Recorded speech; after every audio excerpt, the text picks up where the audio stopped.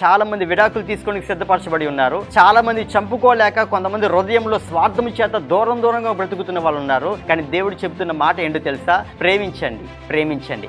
ఇక నువ్వు ప్రేమించగలిగితే గనక ఒక గొప్ప ఆప్యాయతని దేవుడు మీ మధ్యలో పుట్టిస్తూ ఉన్నాడు. శత్రువునే ప్రేమించగలిగే హృదయం నీకు ఇచ్చినప్పుడు, ఇదిగో ప్రాథమికంగా నీ భార్యను అంతకుముందు నువ్వు ఎలా ప్రేమించగలిగో అంతకంటే మించిన ప్రేమ దేవుడు నీకు ఇవ్వబోతున్నాడు. అదే అగాపే ప్రేమ. ఈ భూలోకంలో దేవుడు పరలోక సంబంధమైన ఆశీర్వాదాన్ని అనుభవించడానికి ఉన్న ప్రతి ఒక్క ఆటంకాన్ని తొలగించుకోవడానికి ఈ సమయంలోనే దేవుని దగ్గర మోకరించగలుగుతారా?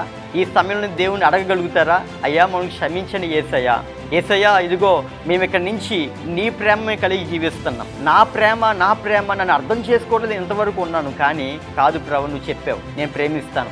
ఒక విషయం జ్ఞాపకం చేసుకోండి, తప్పు చేసింది అవతల వాళ్ళే అయినప్పటికీ నీవే వెళ్ళి క్షమాపణ అడుగు. ఇబ్బంది ఏమి లేదు, తగ్గించుకుంటే తప్పేమి లేదు. వెళ్ళి అడుగు. ఎందుకో తెలుసా? అక్కడ మీ జీవితం బాగుపడుతుంది.